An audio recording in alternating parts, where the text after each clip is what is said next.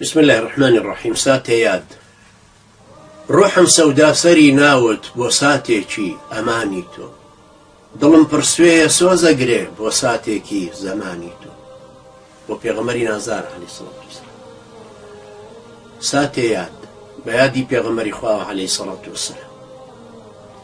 ڕۆحم سەودا سەری ناوت بۆ ساتێکی ئەمانی تۆ، دڵم پرسوێیە سۆزەگرێ بۆ ساتێکی زەمانی تۆ. لە شەوگاری نەفامیما گۆچان و دەست و پێ ئەکوتم، بۆ هەر هەنگاوێ محتاجم بە ساتێکی بەیانی تۆ. شەو و شیوە ناگێڕم من بە تەنهام و ڕیابازم. ڕیابازی خۆی بە تەنیا نییە، ڕیابازی لە ناو خەڵکایە. من مبالەغەی ڕیاکردنە کارەکانم. شەو و شیوە ناگێڕم من بە تەنهام و ڕیابازم، چاوەڕێم لە ڕۆژی ڕوونا سپێدەی بێ بەیانی تۆ. فەجری تۆ دەرکەوێ بۆ ئەوەی ڕۆژەکەشم هەڕوونە بەس لێم تاریک بووە. چاوەڕێم لە ڕۆژی ڕوونا سپێدەی بێ بەیانی تۆ. حەزێ بۆ ساتێ یادی تۆ، زەمین تاک و حیجاز تەیکە، یعنی بیپێچێتەوە و بڕوە هەتاک و ئەگاتەوێ بۆ ساتێکی یادی تۆ. ئەم زەمینە هەمووی ئەم مەسافە زۆرە بپێچێتەوە بگاتە حیجاز، ئەبێ ژینی هەموو دانێ بۆ ساتێکی میوانی تۆ.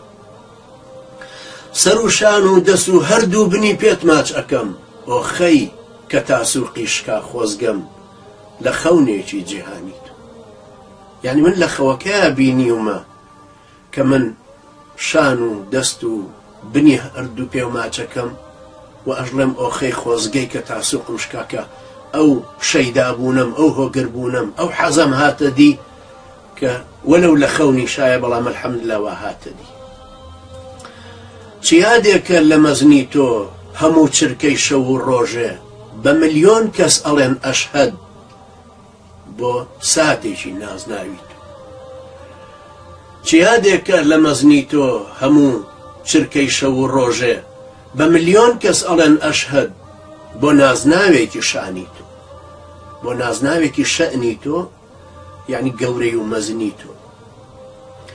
کە خۆت ئەسرارت ئەسرایە، سەروەریشت بعبده، يعني سبحان الذي أسرى بعبده ليلا من المسجد الأقصى إلى المسجد الحرام، من المسجد الحرام إلى المسجد الأقصى.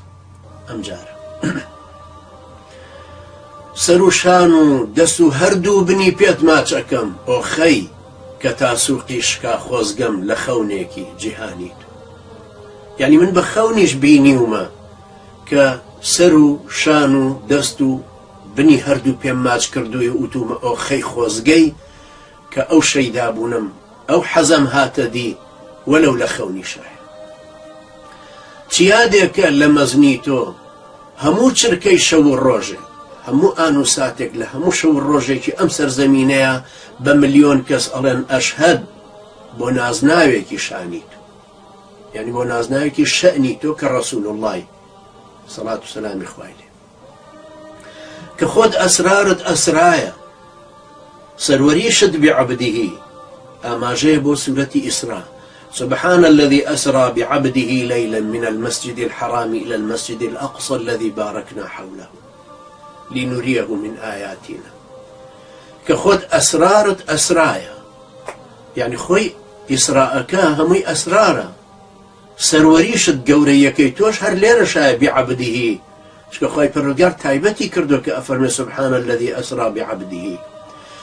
کە تۆ کە خۆت ئەسرارت ئەسرایە، سەروەریشت بعبده، قبوڵم کە کۆی لە بم من بۆ هەر کامێ لە یاوەرانی، قبوڵم کە بم بە کۆی لەیەک بۆ هەر یەکێک، بۆ هەر یەکێک لەو سەحابە بەڕێزانەی دەوروبەری خۆ. هەموو دینداری عالەم گەرخۆ بە قوربانی ناوتکەن، هەموو دیندارەکان، هەموو مسلمانەکانی جیهان ئەگەر خۆیان بە قوربانی ناوتکەن، بە قەرزاریەیان بینی بۆ چرکەی سات و ئانی تۆ.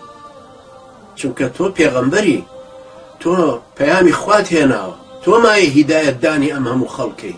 ئەگەر ئەم خەڵکە هەمویان خۆی بە قوربانی ناوت بکەن، هێشتا ئەوان قەرزارن، قەرزاری ئان و سات و ئانەکانی خۆتن.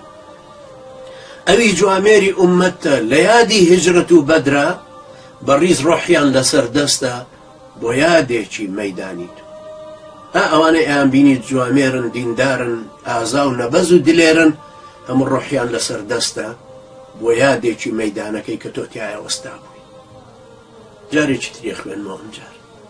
ڕۆحم سەودا سەری ناوت بۆ ساتێکی ئەمانی تۆ، دڵم پرسوێیە سۆزەگرێ بۆ ساتێکی زەمانی تۆ. لە شەوگاری نەفامیمە گۆچان و دەست و پێ ئەکوتم، بۆ هەر هەنگاوێ محتاجم بە ساتێکی بەیانی تۆ. شەوە و شیوەن ئەجێڕم من بە تەنهام و ڕیابازم، چاوەڕێم لە ڕۆژی ڕوونە سپێدەی بێ بەیانی تۆ. حەزێ بۆ ساتێ یادی تۆ زەمین تاک و حیجاز تەیکە، ئەبێژینی هەموو دانێ بۆ ساتێکی میوانی تۆ. سەر و شان و دەس و هەردوو بنی پێت ماچ ئەکەم، ئۆخەی کە تاسووقی شکا خۆزگەم لە خەونێکی جیهانی تۆ. چیادێکە لە مەزنی تۆ هەموو چرکەی شەو و ڕۆژێ بە ملیۆن کەس ئەڵێن ئەشهەد بۆ نازناوێکی شانی تۆ. کە خۆت ئەسرارت ئەسرایە و سەروەریشت بیعەبدیهی، قبوڵم کە کۆی لەبم بۆ هەر کامێ لە یاوەرانی تۆ.